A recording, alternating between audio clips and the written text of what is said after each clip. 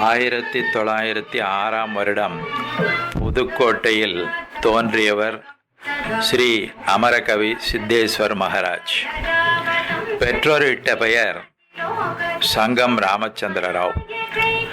அனைவரையும் போலவே இல்லற வாழ்க்கையிலே வாழ்ந்த மகான். பர்மாஷல் ராவ் என்று அறியப்பட்டவர். பர்மாஷல் கம்பெனியில் உத்தியோகம் வகித்தார். வெகு நாட்கள் ஸ்ரீ மூல கணபதி உபாசனையில் ஈடுபட்டு அவர் தோழனாக, ஏன் அவரது அம்சமாகவே மாறியவர். இவருக்கு இறைவன் சூட்டிய திருநாமம் அமரகவி சித்தேஸ்வர்.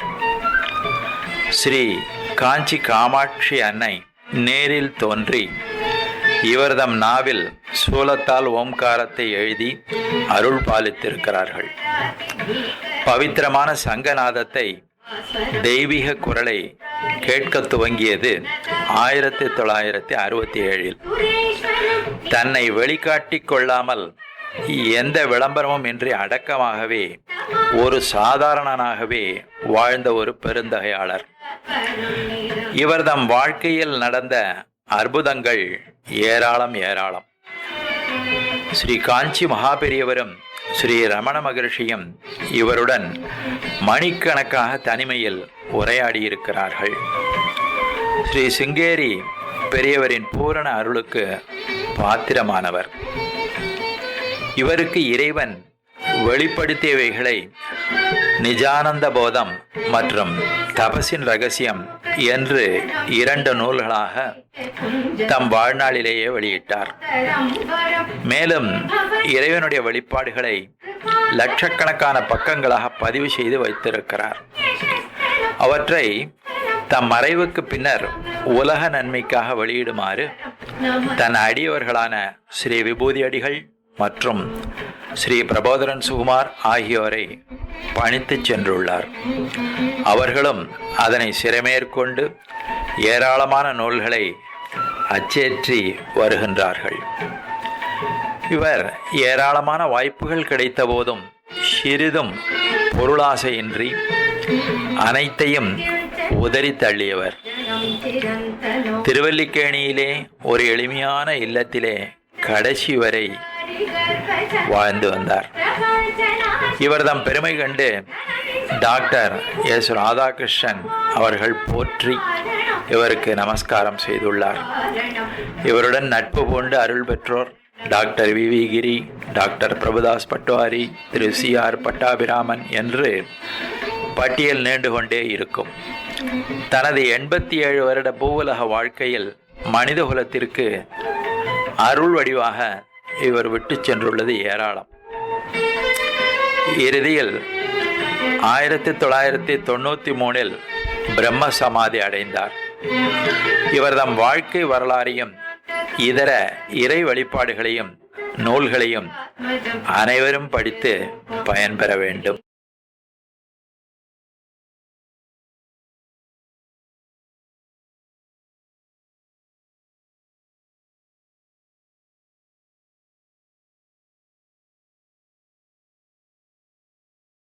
ஓம் குருபியோ நமக. ஓம் மூல கணபதையே நமக. இன்று எங்கள் வாழ்க்கை ஒரு பொன்னான நாள். ஐயா அவர்கள் அன்று எங்ககிட்ட வந்து சொல்லும் பொழுது அமரகவி சித்தேஸ்வரர் நேரில் வந்ததாக தான் நாங்கள் நினச்சோம். அவர் தான் அனுப்பியிருக்கார். இவரை குரு இறைவனுக்கு சமம். முதல்ல நம்ம தெரிஞ்சுக்கணும், குருனால இறைவனே தான் மனித வடிவில் வந்து நம்மை தடுத்தாட்கொள்ளக்கூடியவர் தான் குரு. இந்த தடுத்தாட்கொள்வதுங்கிறது ரொம்ப விசேஷமான காரியம். நம்ம போகும்போது குழந்தைய நம்ம கையை பிடிச்சிட்டு கூட்டின்னு போகிற மாதிரி சும்மா கூட்டின்னு போகிறதில்ல, கையை பிடிச்சிட்டு கூட்டிட்டு போகிறாரு. வேற எங்கேயும் போகாமல், டேவியேட் ஆகாமல், டேரேல் ஆகாமல் நம்மளை கூட்டிய கையை பிடிச்சிட்டு கூட்டின்னு போகிறது தான் குரு. இப்போது இறைவனை மனிதன் உணர வேண்டும். அதுதான் மனிதனுடைய பிறப்பின் ரகசியம். பர்பஸே அதுதான். ஏண்டா பிறந்தோன்னு சொன்னால் இறைவனை நாம் உணர வேண்டும். அதற்கு என்ன வழி? வெளியே எங்கேயும் பார்க்க முடியாது, ஊனக்கண்ணால் பார்க்க முடியாது இறைவனை. திருமூலர் சொல்கிற மாதிரி, எண்ணாயிரத்தாண்டு தவம் இருப்பினும் கண்ணால் அமுதனே கண்டறிவார் இல்லை. 8000 வருஷம் தவம் பண்ணால் கூட இறைவனை நேருக்கு நேரு கண்ணால் காண முடியாது. இந்த ஊனக்கண்ணில் பார்க்க முடியாது, அகக்கண்ணில் தான் பார்க்க முடியும். அந்த அகக்கண்ணில் பார்க்கறதுக்கு என்ன வழி? அந்த வழியை நமக்கு போதிப்பது குரு. குருனால இருளை நீக்குபவர், நம்முடைய அறியாமையை நீக்குபவர். அறியாமை விலகினால நம்ம அறிவை நோக்கி போயிட்டோம்னு அர்த்தம்.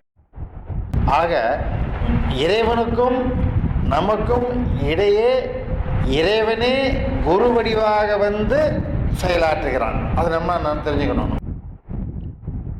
இப்போ யோகத்தில், யோகம்னா என்ன? சம்ஸ்கிருதத்தில் யோகம்னா ஜாயின், இணைத்து விடு என்ற அர்த்தம். அதாவது இந்த ஜீவாத்மாவும் பரமாத்மாவும் இணைத்து விடு, இது ரெண்டுத்தையும் சேர்க்கறது தான் யோகம். 3 விதமான யோக முறைகள் தான் இருக்குது பேசிக்கலி. ஒன்று, அந்த காலத்தில் பதஞ்சலி மணிவர் கண்டுபிடிச்ச அஷ்டாங்க யோகம். அதில் 8 நிலைகள் இருக்கு. யமம், நியமம், ஆசனம், பிராணாயாமம், பிரத்யாகாரம், தாரணை, தியானம், சமாதி. இந்த 8 நிலைகளில் யமம் நியமம் என்பது நம்முடைய அன்றாட வாழ்க்கையில் நாம் கடைபிடிக்க வேண்டிய நெறிமுறைகள். ஒழுங்காக இருப்பது, பிறர் பொருளை கவராமல் இருப்பது, சுத்தமாக இருப்பது, உடலையும் எண்ணத்தையும் தூய்மையாக வைத்துக் கொள்வது, இது போன்ற மாரல்ஸ். ஆசனம் இருக்கு, பிராணாயாமம். ஆசனத்தை ரிஷிகள்லாம் கண்டுபிடிச்சிருக்காங்க. இந்த பத்மாசனத்தில் உட்காந்தா இந்த பலன், இந்த ஆசனத்தில் உட்காந்தா இந்த பலன். அதுபோல் ஆசனம் நம்முடைய சரீரத்தை ஒருநிலைப்படுத்துகிறது. தளர்ந்து போகாமல் எண்ணத்தை இறைவனுடன் இணைக்கக்கூடிய ஒரு பக்குவத்தை நமக்கு தருகிறது ஆசனம். அப்புறம் பிராணாயாமம். பிராணாயாமம்னா சொல்ல போனோம்னா மூச்சை அடக்குவது பிராணாயாமம் இல்லை, ஆனால் மூச்சு அடங்குவது பிராணாயாமம். பிராணன் அப்படின்னு சொன்னா நம்முடைய உள்ள இருக்க அந்த மூச்சு காற்று, அதை நம்ம அடக்கக்கூடாது, அது தானா அடங்கிடும். எப்போ? எண்ணத்தை அடக்கும் பொழுது. எண்ணமும் மூச்சு காற்றும் ஒரே பறவையின் 2 சிறகுகள். எண்ணத்தை நிறுத்திட்டீங்கன்னா மூச்சு அடங்கி போயிடும். மூச்சை கம்ப்ளீட்டாக அடக்கும் போது எண்ணமும் அமர்ந்துடும். ஸோ அது எண்ணத்தையும் மூச்சையும் ஒன்றாக இணைக்கிறது யோகம். இருக்கட்டும். இப்போ பிராணாயாமம். அப்புறம் பிரத்யாகாரம். பிரத்யாகாரம்ங்கிறது நம்முடைய சரீரம் 5 புலன்களை கொண்டிருக்கிறது. இந்த 5 புலன்கள்ல ஒன்று மெய், வாய், கண், மூக்கு, செவி. மெய் என்பது எல்லாருக்கும் தெரியும், நம்முடைய தேக உணர்வு. இந்த தேக உணர்வும் நம்முடைய பார்வையும் மிக முக்கியமானது என்று அமர்கேட் சித்தேஸ்வர் சொல்லுகிறார். அந்த காலத்து ரிஷிகள்லாம் பிரம்ம நிஷ்டையில் இருந்தாங்க, சுவாமி நிஷ்டையில் இருக்காரு, இது காத்துட்டு இருக்காங்க. கண்ணை திறக்கும் போது தான் தெரியுன்றாங்களே. நிஷ்டை எப்படி வருது? இந்த தேக உணர்வை, தனக்கு ஒரு தேகம் இருக்கின்றது என்ற உணர்வை, இது என்னுடைய தேகம் என்ற உணர்வை நீங்கிய நிலை தான் நிஷ்டை. ஸோ உங்க தேக உணர்வை நீங்க மறந்துட்டீங்கன்னா அது நிஷ்டை. அதே மாதிரி பார்வை. பார்வை இருக்கிறது இங்க பார்ப்பதால் தான் உங்க உயிரோடு இருக்கிறோம். நம்முடைய உயிர், மனிதனுடைய உயிர், அவனுடைய கண் பார்வையில் இருக்குது. இந்த பாப்பான்னு சொல்றாங்க, அந்த கண்மணியில இருக்கிறது. இறந்தவனுக்கும் உயிரோடு இருப்பவனுக்கும் நல்லா நீங்க பார்க்கலாம். இறந்தவன் அந்த கண்ணில் இருக்க ஜோதி போயிடும். அந்த உயிர் ஜோதி வடிவாக கண்மணியில் இருக்கிறது. அதனால அந்த கண் பார்வையை ஒருத்தன யோகத்துல அதை நிறுத்திட்டான்னா பெரிய நிலைக்கு போயிடலாம், பிரம்மனிஷ்டைக்கு போயிடலாம். ஸோ பார்வை அல்லது தேக உணர்வு, இந்த இரண்டில் எதை ஒன்றை நீங்க நீக்கி விட்டாலும் மற்ற 4 புலன்களும் உங்களுக்கு ஆட்டோமேட்டிக்கா அடங்கிவிடும். இது குருவர்களால் தான் நடக்கும், நம்ம முயற்சியில் மட்டும் கிடையாது. ஸோ சொல்லிக் கொடுக்கிற குருவை நன்றாக பிடித்துக் கொள்ள வேண்டும். குரு வழிகாட்டார், அந்த வழியில போகணும். இதுல பிரத்யாகாரம்ங்கிறது வெளியே செல்லக்கூடிய புலன்கள், மெய் வாய் கண் இது எல்லாமே வெளியே போற மாதிரி இயற்கையில வச்சிருக்கிறான். அதை தடுத்து இருக்கின்ற நிலை பிரத்யாகாரம். அதற்கு மேல உள்ள தியானத்துல உள்ள போறது தாரணை, தியானம், சமாதி எப்படிலாம் வச்சிருக்கான். அதெல்லாம் மேல்நிலைகள். முதல்ல இது எடுத்துக்கணும். எல்லா மனிதனும் பிரத்யாகாரம் வரைக்கும் போகலாம், ஈஸியா போகலாம். குரு வருவாரா, குரு சொல்றபடி கேட்க. குருங்கிறது இறைவன் நமக்கு சொல்றாங்கிறத உணரணும். குருவை இறைவன் மனித வடிவில் வந்து நமக்கு உணர்த்துகிறான் என்ற சித்தாந்தத்தை நல்லா ஸ்திரமா பிடிச்சுக்கணும். அதுதான் முக்கியம். ஒரே மேட்டர் தான். ஒரு கிளாஸ்ல வாத்தியார் சொல்லி கொடுக்கிறார், 100 பசங்க இருக்கா, 100 பேர் ஒரே மார்க் வாங்குறது இல்லையே. காரணம் அங்க கவனம், முயற்சி, இது இரண்டும் ஒவ்வொருத்தருக்கு வேறுபடுது. அது பொறுத்து தான் மார்க் வாங்குறாங்க. ஒரே வாத்தியார் தான் சொல்லிக் கொடுக்குறாரு, ஒரே நேரத்தில் தான் சொல்லிக் கொடுக்குறாரு. ஆக நம்ம கிரகிச்சுக்கணும், குரு சொல்றதை கிரகிச்சுக்கணும். குரு எந்த வழியில் வேணாலும் வருவான். அந்த ரிக்வேதத்தில் கூட என்ன சொல்றது, எந்தெந்த ரூபத்தில், எந்தெந்த வடிவில், எந்த ரூபத்திலும் சரி நல்லவைகள் வரும்பொழுது அதை எடுத்துக்கொள் என்று ரிக்வேதம் சொல்லுகிறது. நல்லது எங்க இருந்தாலும் எடுத்துக்கலாம், தவறு. ஆக இந்த பதஞ்சலி யோக சூத்திரத்தை அந்த காலத்துல வச்சாங்க. அப்புறம் கொஞ்ச நாள் போச்சு, அது சில பேருக்கு சூட் ஆகல. ஏன்னா யுகம் மாறும் பொழுது சுவாச கதி மாறுறது. இப்ப ராமரு, கிருஷ்ணரு இந்த மாதிரி அவதார புருஷன் இருந்த காலத்துல மனிதனுடைய சுவாசம் இருந்த நிலை வேற, இப்ப நம்ம இருக்கிற மனிதனுடைய சுவாச நிலை வேற. அது மாறுபடுது, ஒவ்வொரு யுகத்துக்கு யுகம் மாறுபடுது. ஆக இப்ப வெறும் பிராணாயாமத்துல போக முடியாது. அப்ப என்ன பண்ணணும், எண்ணத்தையும் கொண்டு இணைக்கணும். ஆகவே எண்ணமும் மூச்சும் இணைந்து செயல்படுகிறது. வெறும் மூச்சை பிடிச்சா பத்தாது. அப்ப எண்ணத்தையும் நம்ம அடக்கணும். அடுத்த ஸ்டெப். அப்ப எண்ணத்தை அடக்கிறதுக்கு என்ன இருக்குது, முயற்சி செய்யணும். அதுதான் தியானம். அப்ப எப்படி பண்ணுங்க, நம்மை மறந்த நிலையில் தான் நீங்க எண்ணத்தை கட்டுப்படுத்தணும். எண்ணம் ஓடிக்கிட்டே தான் இருக்கும், அது பிடிச்சி இழுக்க வேண்டாம். ஓடுற ஓட்டத்திலேயே போகணும். ஓடுற ஓட்டத்திலேயே அதை எதிர்க்க கூடாது, அது போற வழியிலேயே போய் பிடிக்கணும். கிரிக்கெட் பால் எப்படி பிடிக்கிறான், பால் வரும்போது டாப் பண்ணி இப்படி பிடிக்கிறது கிடையாது. அப்படியே இந்த வர போர்ஸ்லயே அப்படியே வாங்கணும். பால் எந்த கோர்ஸ்ல வருதோ அந்த கோர்ஸ்லயே பாலை பிடிச்சீங்கன்னா ஈஸியா பிடிச்சிடலாம். நீங்க எதிர்த்தீங்கன்னா கையில போடும், அது கிளாஷ் ஆகும், பால் பிடிக்க முடியாது, பின்னாடி போயிடும். அதான் வர்ற வேகத்திலேயே அப்படி வேகமா பிடிக்கணும். அதுபோல எண்ணத்தை கட்டுப்படுத்துகின்ற ஒரு விஷயத்தை கண்டுபிடிச்சாங்க. அது மற்ற டெவலப் பண்ணாங்க. அப்புறம் வெறும் எண்ணம் பத்தாது, இந்த எண்ணம் ஓரளவுக்கு தான் கட்டுப்படுது, அதுக்கு மேல பண்ண முடியல. அதுக்கு என்ன பண்ணலாம், இன்னும் மந்திரங்களை மகான்கள் தான் பண்ணோம், மந்திரங்களை பிரயோகம் பண்ண. மந்திரங்கள் இந்த எண்ணத்தையும் மூச்சையும் இணைக்கின்ற காரியத்தில் நமக்கு வெற்றி தருகிறது. எந்த மந்திரம் பண்ணாலும் சரி. மந்திரம்னா என்ன, மன்யதே லயம் இது மந்திரம். எந்த விஷயத்தில் நம்முடைய மனம் லயித்து போகிறதோ, மயங்கி விடுகிறதோ, தன்னை மறந்து நிற்கிறதோ அதுக்கு மந்திரம். ஆக எந்த மந்திரமே ஒன்னாலும் இருக்கலாம். நீங்க எத்தனை ஓம் நமோ நாராயண சொல்றீங்க, அது அஷ்டாட்சரி. நமச்சிவாயத்தை சொல்றோம், அது பஞ்சாட்சரம். இது போல எந்த மந்திரங்களாக இருந்தாலும் சரி. ஸோ மந்திரத்துக்கு எல்லா மந்திரங்களும் நம்முடைய தேகத்தினுடைய வைப்ரேஷனை உண்டாக்கக்கூடியது, நம்மையும் இறைவனையும் இணைக்கின்ற பாலமாக இருக்கிறது மந்திரங்கள். ஸோ இந்த மந்திரங்களை மகான்கள் என்ன பண்ணா கண்டுபிடிச்சாங்க. அந்த மந்திரங்கள்ல அம்பாள் உபாசனை ரொம்ப விசேஷமா இருந்தது.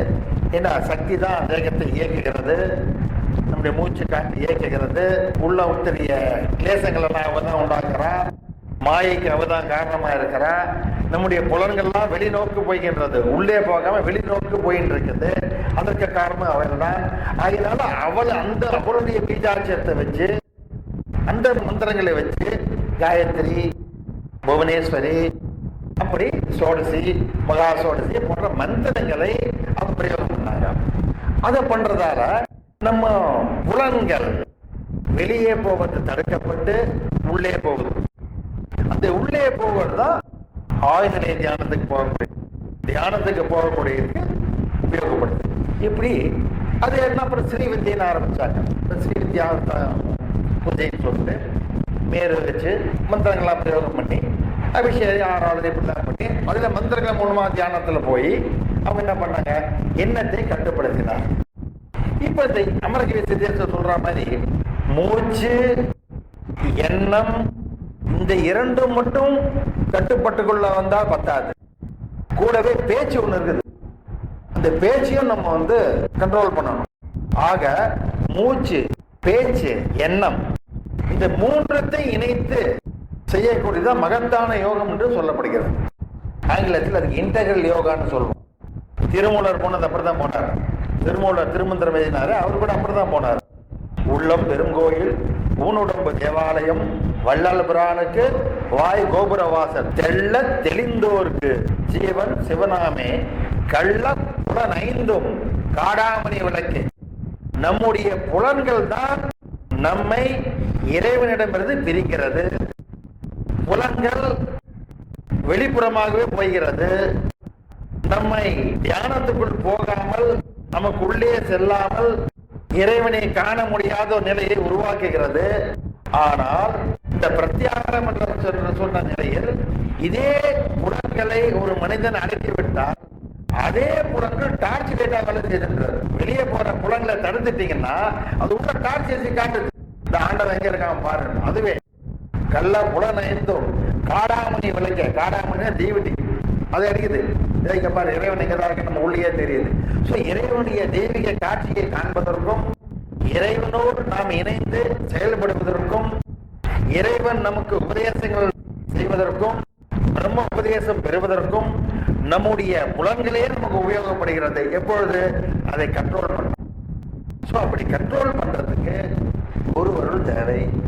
குரு சொல்றதை கேட்கணும், கேட்டு அதை உணர வேண்டும். ஆங்கிலத்தில் கூட செல்ஃப் ரியலைசேஷன் சொல்லியிருக்கான். ரியலைஸ் தான் சொல்லியிருக்குது அந்த ஆங்கில பதத்துல.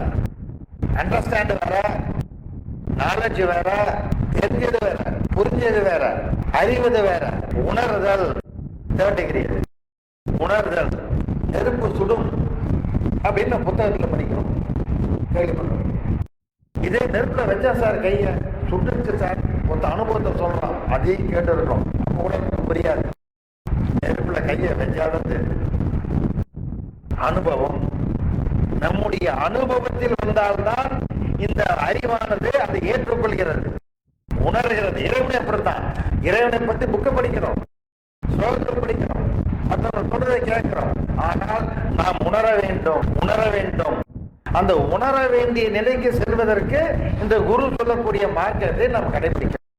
குரு எல்லாரும் மட்டும் வராரு, எல்லாரும் மட்டும் வராரு. இவரெல்லாம் சாதாரணமா இல்ல, அடக்கமா இருக்காரு. எங்களை பத்தி எங்க அடக்கலையே, நாங்க அடக்கமா இருக்கேன்னு இவரு சொல்றாரு. என்ன சமுத்திரம், பசிபிக் சமுத்திரம், அண்டார்டிகா, அதுக்கு இதெல்லாம் சொல்றாரு. ஒரு மேல காஸ்மாஸ்ல இருக்காரு. ஆக நாம் என்ன பண்ண வேண்டும், குரு சொல்வதை கேளுங்க. கேட்டா பத்தாது, உணர்வை பண்ணுங்க.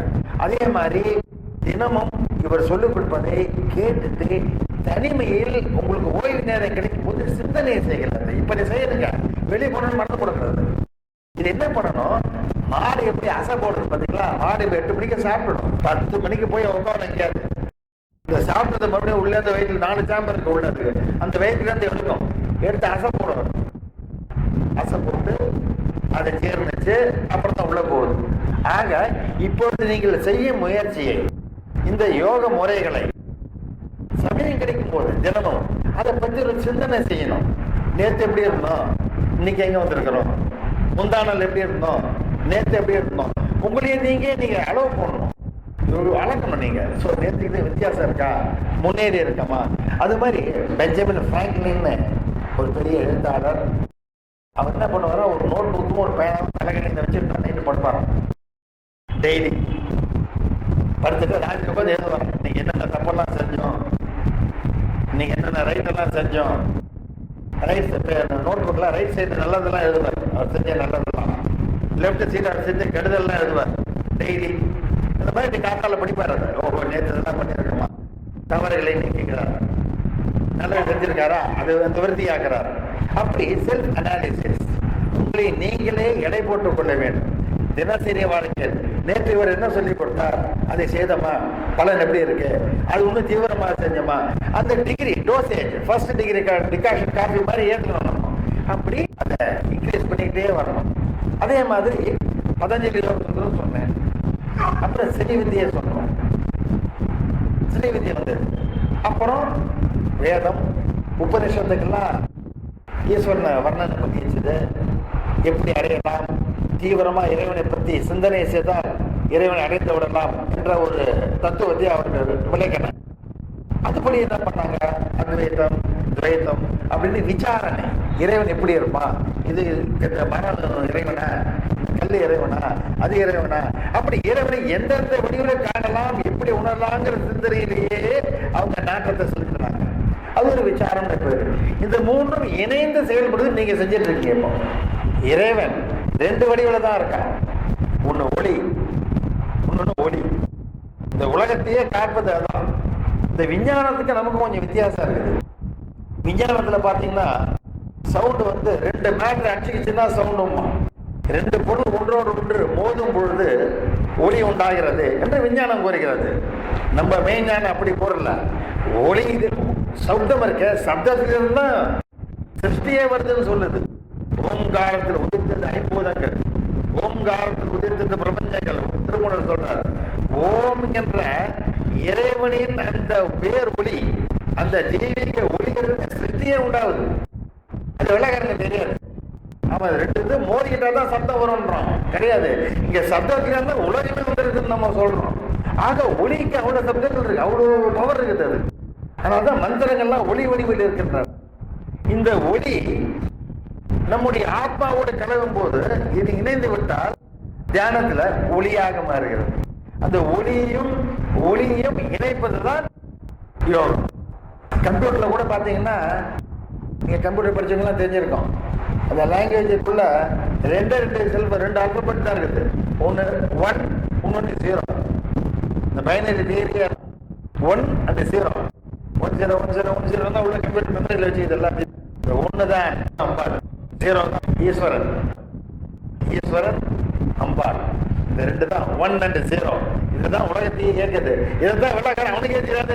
இது வந்து சக்தி வடிவனும் சிவன் வடிவில் இருக்கக்கூடியதான்னு அவனுக்கே தெரியாது. ஆனால் அதான் வச்சு கம்ப்யூட்டர் பண்ணிட்டு இருக்காங்க. ஆக இந்த மூன்றையும் இணைத்து எண்ணம், பேச்சு, மூச்சு, இது மூன்றையும் இணைத்து மனதை ஒருநிலைப்படுத்தி போகின்ற வழியில் தான் சரியான வழி. அதான் நீங்க செஞ்சிட்டு இருக்கீங்க.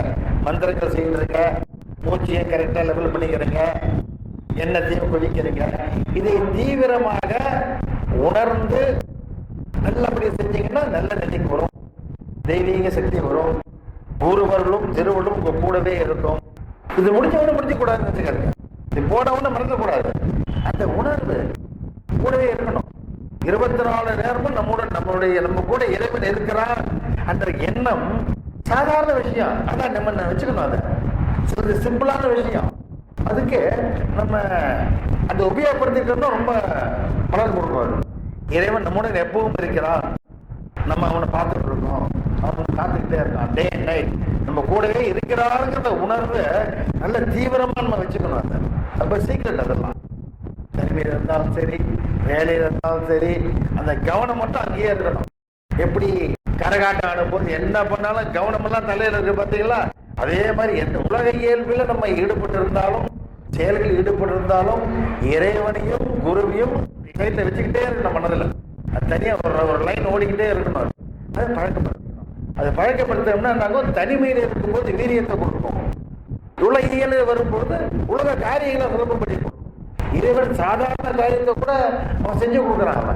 அவன் என்ன சொல்றான், என்கிட்ட வான்னு தான் சொல்றான். போக வேண்டியது நம்ம டியூட்டி. ஞான சம்பந்தர் சுந்தர்லாம் பார்த்தா சாதாரண விஷயம் கல்யாணம் எல்லாம் பண்ணி வச்சுக்கிறான். 2வது கல்யாணம், சங்கிலி ஆச்சார கல்யாணம் போது நான் லவ் பண்றேன், கல்யாணம் பண்ண அதெல்லாம் இதுதான் இதை போய் என்ன பண்ண சொல்றேன், நீ தான் பண்ணணும். அதை கூட பண்ணி வச்சுக்கிறான் இறைவன். சரி போன ஆக இறைவனை நம்முடைய தோழனாக ஆக்கக்கூடிய கருவி பக்தி ஒண்ணுதான். அதெல்லாம் பண்ணிக்கணும். அப்படி பண்ணிட்டோம்னா சொல்லாமல் சொல்வான், கற்காமல் கற்பிக்கலாம், நமக்கு புரியாமதெல்லாம் தானா புரியும். இப்படி புரிய வைக்க நமக்கு தேவையில்லை, தானா புரியும். படிக்காதவங்க கூட புரிஞ்சுருவோம். ஆக அவ்வளவு எளிமையாக உங்களுடைய மனதை மாற்றி விடுவான். மனதுக்கு அவ்வளவு வீரியம் வந்துடும். உங்களுக்கே புரியாது, எப்படி புரியுது? ஆக இந்த யோகம் என்பது நம்மை இறைவனுடன் இணைப்பதுதான். அதுக்கு வேண்டியது குரு பக்தி, தெய்வ பக்தி, முயற்சி, நேர்மை, எளிமை, அகங்காரம் இல்லாத. அது முக்கியமானது. அது இருந்தா ஒன்றும் பிரயோஜனம் கிடையாது. என்ன பண்ணாலும் சரி, அது காலி ஆகிடும். அதனால இந்த சாதாரண விஷயங்கள் நம்ம நினைக்கிறோம், இது அஸ்திவாரம்.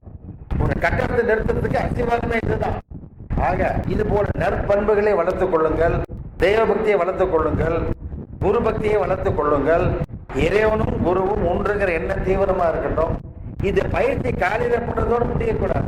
24 மணி நேரமும் இந்த சிந்தனை, நாளைக்கு எப்ப செய்ய போறோம், நாளைக்கு எப்ப செய்ய கூட தனியா ஓடிக்கிட்டே இருக்கணும் மைண்ட்.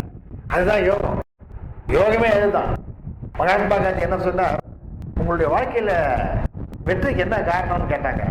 ஒன்றும் கிடையாது, ஒரே கவனம் தான் இருக்கு. சிந்தனை, ஒரே சிந்தனை. அதே மாதிரி டிசிப்ளின். 6லேருந்து 8 படிக்கிறது தான் படிப்பார்.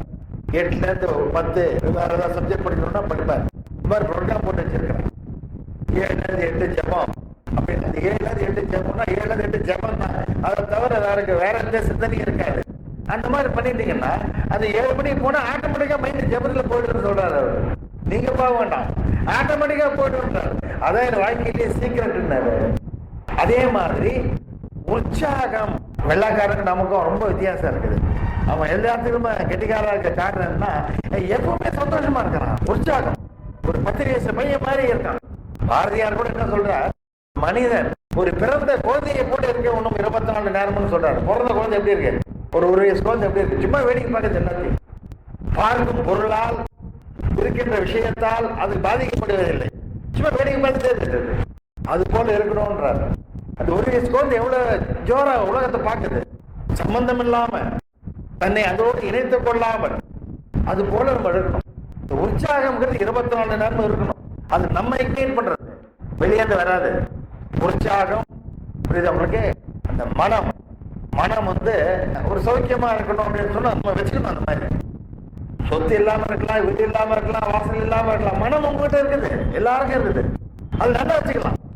அதுக்கு பயிற்சியே தேவையில்லை. நீ சந்தோஷமா இருக்க தனியா பயிற்சி வேணுமா? டானிக் இன்னைக்கு சாப்பிடணுமா, பி காம்ப்ளெக்ஸ் சாப்பிடணுமா? சந்தோஷமா இருக்கிறதுக்கு சக்திக்கு வேணா சாப்பிடலாம். அதிகா இருக்குன்னா சந்தோஷமா இருக்கிறதுக்கு டானிக்கே தேவையில்லை.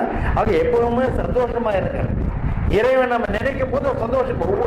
எதுலலாம் நமக்கு நம்ம தினப்படி செய்யறோமோ அதுல ஒரு சந்தோஷத்தை உருவாக்கிக்கணும். இப்ப பண்ணிட்டு போறோமா, சந்தோஷத்தோடு நீங்க வெளியே போகணும். இந்த காரியம் செய்யும் போது சந்தோஷமா இருக்கணும். இறைவனை பற்றி நினைக்கும் போது சந்தோஷமா இருக்கணும். அந்த குருவை பற்றி நினைத்தோம்னா சந்தோஷமா இருக்கணும். அப்படி மைண்டை சார்ஜ் பண்ணிட்டீங்கன்னா நீங்க கண்கரண்டா சாதாரண விஷயங்களை செலுத்த கூட குருவுடைய நினைவு, இறைவனுடைய நினைவு, இதிலிருந்து ஒரு நல்ல அபரிமிதமான ஒரு சக்தி உண்டாகும்.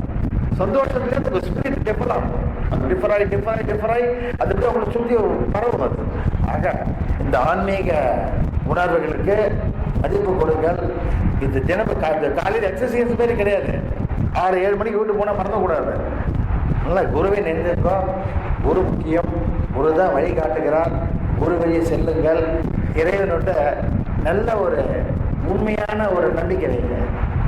பயமெல்லாம் தேவையில்லை. அவனு சாமி ஒன்று கண்ட கூடாது. புரியுது அவங்களுக்கு? நிறைய பேர் பயப்படுறான் சாமி. நான் பயப்பட வேண்டிய வேலையே கிடையாது. ஒரு குழந்தைய தகப்பனுங்கிட்ட போகிற மாதிரி தான் நம்ம இறைவன்கிட்ட பழகணும். முதல்ல எவ்வளோ சுதந்திரமா பேசுறது.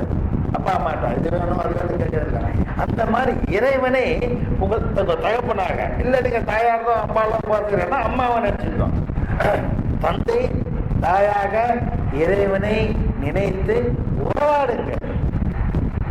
அந்த பழக்கம் நல்லா வரணும். பைபிளெல்லாம் ஃபாதர் தான் சொல்றான். பார்த்தீங்கன்னா நீங்க வெறும் சொல்லுவோம் பேர்ல ஃபாதர் தான் சொல்றோம். தகப்பனாக தான் அவங்க ட்ரீட் பண்றாங்க. ஏன்னா அப்பதான் அந்த இன்டிமேசி வரும். அந்த வார்த்தையை போட்டாதான் வரும். அதான் வெள்ளைக்கார போட்டுருக்காங்க. அதே போல இறைவனை உங்களுடைய சொந்தமாக கொண்டாடுங்க. பக்தி அவசியம். குருபக்தி அவசியம், தேவபக்தி அவசியம், நேர்மை அவசியம், எளிமை அவசியம். இதெல்லாம் கடைப்பிடித்தீங்கன்னா நல்ல வாழ்க்கைக்கு முன்னேற்றலாம். அமர்லிய செய்தி நிறைய விஷயங்கள்லாம் கொடுத்துருக்காரு புக்கில், ஏகப்பட்ட விஷயங்களை கொடுத்துருக்காரு. கொஞ்சம் இங்கிலீஷ் ஆவரேஜாக தெரிஞ்சாலும் ஒரு நிறையா படிக்கலாம். தமிழ் புத்தகத்திலும் ஏகப்பட்ட விஷயங்கள் கொடுத்துருக்குது. அதை வாங்கி டைஜஸ்ட் பண்ணணும். வாங்கி அப்படியே டைஜஸ்ட் பண்ணி ஜூஸ் பண்ணி உங்கள் குருவுக்கு நீங்கள் அதை காணிக்கையாக செலுத்தணும். அந்த வாழ்க்கையில் நடைமுறைக்கு கொண்டு வந்தீங்கன்னா பிரமாதமான பலன் கிடைக்கும். மனிதன் தெய்வமாகலாம்னு சொல்கிறாங்க இல்லையா, அது இதுதான், வேற ஒன்றும் இல்லை. தெய்வம்னா 4 கை வர்றது இல்லை, நமக்கு 3 விதமாக தான் இருக்குது. Animal man, man man, man divine. நம்மெல்லாம் அனிமலாக இருக்கும், அட்லீஸ்ட் மனுஷனாக மாறணும் ஃபர்ஸ்ட்டு. அப்புறம் மனிதன் தெய்வமாக போகிறோம், அது அப்புறம் பார்த்துக்கலாம். பியூர் மனிதன் ஆனாலும் ராமர் மாதிரி ஆகிட்டு இருக்கேன். ராமாவதாரம் இல்லையா, ராமர் எப்படி இருந்தார்? ராமர் தான் பர்ஃபெக்ட் மேன். ராமர் தான் பர்ஃபெக்ட் மேன்னா நம்மளாம் எப்படி இருக்கணும்னு பார்த்துருக்கேன். அந்த நிலைக்கு வரணும். மனம் பக்குவப்பட வேண்டும், உள்ளம் பக்குவப்பட வேண்டும், எண்ணங்கள் சுத்தமாக இருக்கணும். இவைகள்லாம் இருக்கும்பொழுது நீங்கள் போன்ற யோகத்துக்கும் நல்ல ஆர்குமெண்ட் பண்ணணும், டானிக் கொடுக்கும். இதில் tone up your stand in spiritual field. அதை நம்ம இதை பற்றி நிறையா சொல்லியிருக்கார். தமிழ் புத்தகங்களும் சரி, ஆங்கில புத்தகங்களும் சரி, அமெரிக்க செஞ்சு சார் நிறையா சொல்லியிருக்கார், டிப்ஸ்லாம் கொடுத்துருக்கார். எல்லாம் ஃபாலோ பண்ணுங்க. பண்ணி ஐயாவுக்கு நீங்கள் பெருமையாக சேர்க்கணும். அதுதான் முக்கியம். ஒன்று வந்தோமா, ஒரு காரியம் செஞ்சு கொடுத்தோமா, நான் சொல்லி கொடுத்தேன் முன்னுக்கு வந்தாலும் இவாளுக்கு ஒரு சந்தோஷம் உண்டாகணும். சொல்லிக் கொடுத்த குருவெல்லாம் சிஷியம் முன்னுக்கு வர்றது தான் அவங்க சந்தோஷப்படுறாங்க. அவங்க வேற ஒன்றுமே கிடையாது. நீங்கள் நல்ல நிலைக்கு போனீங்கன்னா, நீங்கள் மேல் நிலைக்கு போனீங்கன்னா அதை விட சந்தோஷப்படுறது ஒன்றுமே கிடையாது இவங்களுக்கு. ஆண்டவனை பார்க்கறதுல இவங்க அதை தான் ஆச்சரியம், ரொம்ப சந்தோஷப்படுறாங்க. ஆண்டவனை பார்க்கறத கூட 2000 பட்சம். நான் சொல்லிக் கொடுத்தேன், இவர் பரிநிலைக்கு போனார், நான் சொல்லிக் கொடுத்தேன், அவர் நிலைக்கு போனார், ரொம்ப சந்தோஷம். அந்த சந்தோஷத்தை பாருங்க, அது இறைவனை நேரடியாக காண்பதில் கிடைக்கும் சந்தோஷத்தை விட அதிகமானது இவ்வாறு. மேற்பட்ட குரு உங்களுக்கு அழைச்சிருக்கார். இந்த குருவுடைய நல்ல உபதேசங்களை பெற்றுக்கொள்ளுங்கள், அதெல்லாம் பயன்படுத்துங்கள். அம்மாவுடைய செஞ்சு நிறைய கொடுத்துருக்கார். இது பாருங்க, படிச்சுட்டு உங்கள் வாழ்க்கையை முன்னேறுங்கள். அடுத்த வருவோம் நாங்கள் வரும்போது இன்னும் பெரிய நிலைக்கு நீங்கள் போயிருக்கணும். நிச்சயம் போவீங்கன்னு சந்தேகம் உறுதியாக சொல்கிறேன். நான் பார்ப்போம், அடுத்த வருஷம் வருவோம். நன்றி, வணக்கம்.